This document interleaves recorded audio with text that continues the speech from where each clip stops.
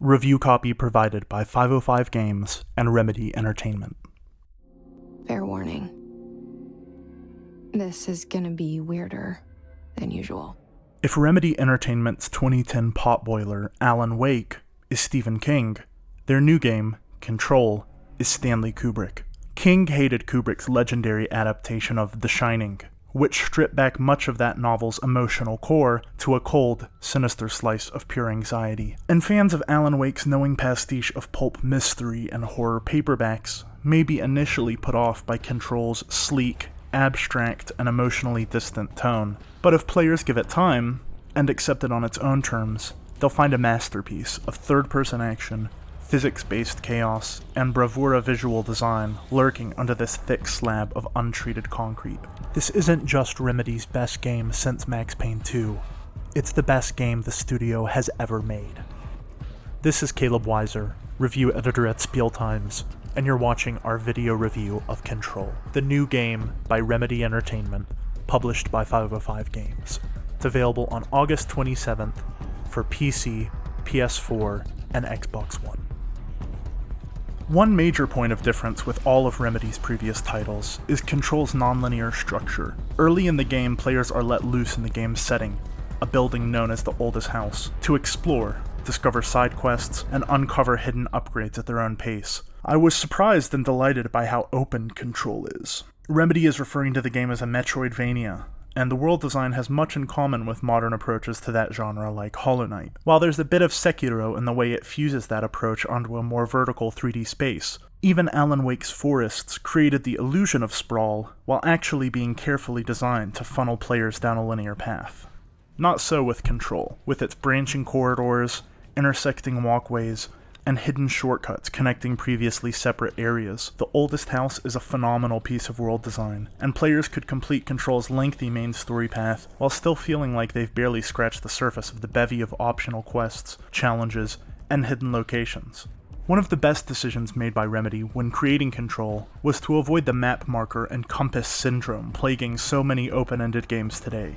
Control will never mark your exact destination on its map, and doesn't feature a minimap. Instead, it highlights the general area of your map you should explore, drops some clues, and lets players loose to discover their own path instead. There's a risk and reward balance to combat in Control that makes it feel more strategic than most shooters.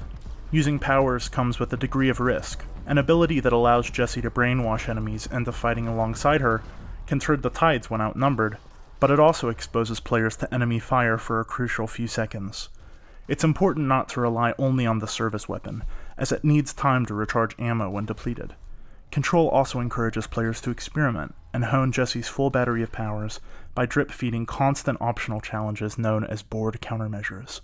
Rewards feel valuable and balanced, so there's a motivation to constantly monitor, turn in, and accept new challenges. I was initially disappointed by the lack of unique bosses in Control's early sections, but this all changes as the story progresses. Some later fights, especially the challenging optional bosses, rank among the most exciting I've ever experienced. Lovecraftian horrors, waves of aggressive enemies, and hiss-infected bureau employees produce stellar variety in combat, both in boss fights and regular enemy encounters. Enemy AI feels good too, and will scramble to keep Jessie on her toes. Most important of all, Jessie feels phenomenal to control. Her freedom of movement, responsiveness, and fluidity are stellar. There's nothing that's ever come this close to simulating the feeling and raw power of actually being a superhero, as Control does when Jessie's sizable skill tree is upgraded, with the points players will accumulate in main and side missions. And yes, there are RPG elements aplenty here. Not only is there an ability skill tree, but modifications and upgrades for service weapon forms are a huge part of making the most of Control's incredibly dynamic combat. Nearly every environment in Control is destructible, and it's great fun trying to push this system to its limits. Concrete pillars can be stripped down to their wiring, but not entirely torn apart. Stairs can be stripped to their guards and railings, but not the foundation. Stripping chunks out of a wall and launching them at enemies is almost as satisfying as picking up their corpses and flinging them at their brethren. The attention to detail on display here is staggering. Hit a filing cabinet, and its drawers will fly open, scattering sheets of paper in the wind. Hit a wooden desk, and its parts will split apart, flying in several directions. Or try shooting out one of its drawers, and watch it split into wooden splinters on the ground, leaving an empty space with the desk's insides and guide rails visible. Shoot a window pane, and it will crack and break only in the area it was struck, rather than just shattering. Don't skip the side content in this game.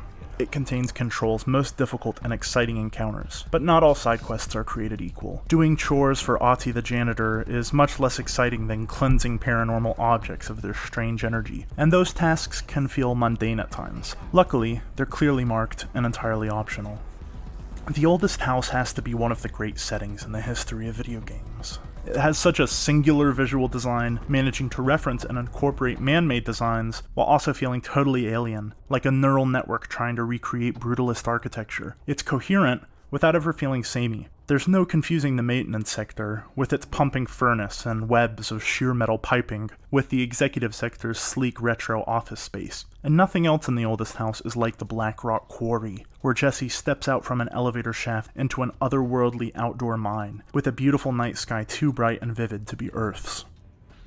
Remedy writer and game director Sam Lake has cited as an influence Mark Danielewski's novel House of Leaves, about a strange house that's larger on the inside than it appears from the outside. That novel's influence is clear in Control.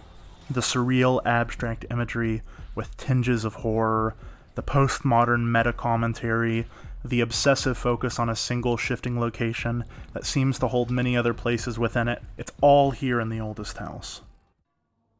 Control emphasizes gameplay over cinematics, but that's not to say it doesn't have a story, nor that the game's narrative is poorly executed. Just the opposite. What Control lacks in Hollywood production values, it makes up with top-notch writing. This is Remedy's most well-written game to date. Tension and drama build with every new story mission, until it bubbles over in a spectacularly daring and rewarding finale. A strange force draws our protagonist, Jesse Faden, to a massive skyscraper in New York City. Jesse is searching for her brother Dylan, missing since they were both young. Arriving inside this strange government agency, she finds the bureau director laying in a pool of his own blood, gun by his side. This gun is no ordinary firearm. It is an object of power. Objects of power are paranormal, or paranatural, as the game calls them, objects that link Jesse's world with other dimensions. And this object of power, the service weapon, is like Excalibur. It is a weapon that chooses its master. And the service weapon chooses Jesse, suddenly thrusting her into the role of the new director of the Federal Bureau of Control.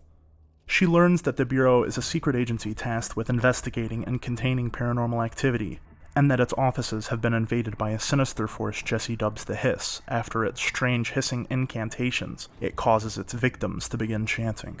I'm hesitant to go into more detail because the twists and mysteries of Control are so thrilling and well executed that I want to avoid spoiling as many of them as possible. Control won't be for everyone.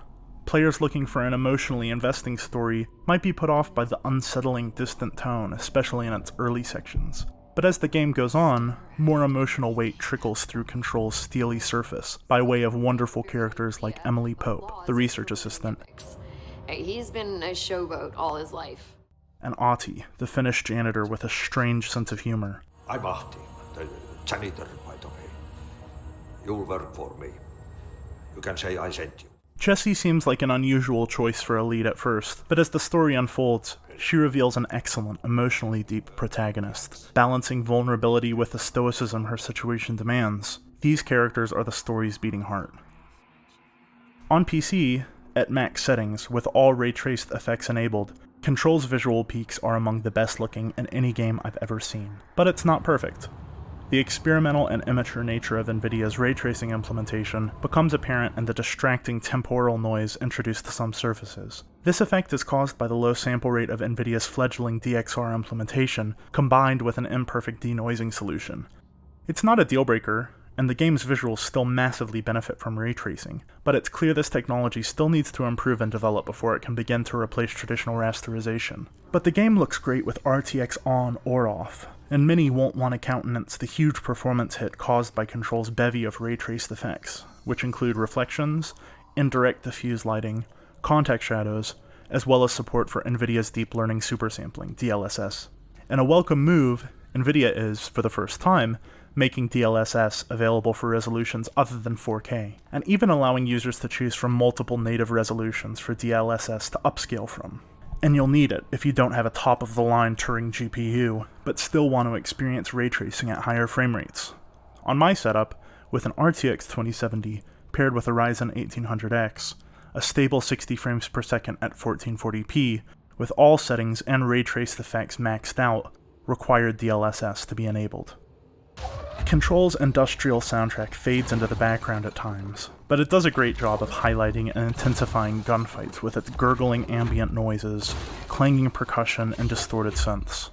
Voice acting is excellent, especially Courtney Hope as Jessie, returning from her role as Beth in Quantum Break. I wanted to talk to you about the crazy things I can do. My abilities. I get the sense that they're not very usual. And the zany, sinister star turn of Matthew Peretta, the voice of Alan Wake, who plays Bureau Head of Research, Casper Darling. Altered world events, intrusions upon the perceived reality. It's true that Remedy have de-emphasized cinematic visuals in favor of environmental and gameplay details. Remedy's in-house Northlight engine features the most impressive lighting system I've seen in a game to date, but not as much attention has been paid to details like facial animations during in-engine cutscenes. They're not bad by any means, but they're a step down from Quantum Break's remarkable facial capture. This isn't an issue in the game's pre-rendered sequences, which are as polished as they come. Luckily, in-engine dialogues aren't that common, and you'll spend most of your time blasting your way through the oldest house's eerie corridors, not chatting with its residents. One of Quantum Break's most divisive features was its extensive use of live-action cutscenes. Live-action sequences make a return in Control, but their execution is completely different. Rather than functioning as story cutscenes, these segments are more like experimental short films that provide context and lore to Control's strange world. While Quantum Break's live-action episodes were enjoyable on the level of a pulpy, basic cable drama, Control's more sparing usage of real actors firmly centers these moments in the game's world. There's all sorts of multimedia elements used to great effect here, including reams of text documents, incidental audio logs, films, and radio broadcasts. They range from a bizarre, hilarious puppet show to faux 16mm orientation films that pay tribute to modern TV classic Lost's Dharma Initiative.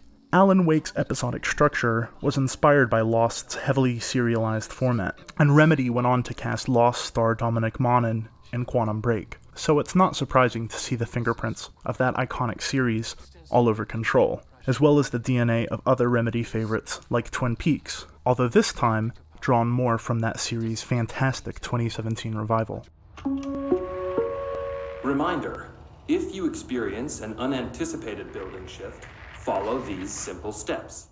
Control is a fascinating conversation with the history of weird fiction. It pays loving tribute to modern classics like Lost and Twin Peaks, but never feels like a tribute act. It plows its own daring, inventive furrow. The more I tried to pick holes in Control, to discover its flaws, to nitpick, the more I found the game addressing those issues as I progressed, as if the devs had predicted potential criticisms in advance. What the team at Remedy have done with Control feels light years beyond most other developers. This isn't just excellence, it's mastery. This is what it feels like to be in Control. I'm giving Control our first ever 10 out of 10. Thanks for watching the Spiel Times video review of Control. If you enjoyed this video, give it a thumbs up, subscribe to our YouTube channel, and turn on the notifications bell if you want to get notified every time we release a new video like this. Stay tuned to SpielTimes.com for more Control coverage, including the full written review, and pieces coming in the next few days, with a further RTX comparison and analysis of the connections and links between Control and some of Remedy's other games. And if you want more on all things gaming, you can follow Spiel Times on social media, with the links in the description. And that's all I can remember of that dream. Maybe that's for the best.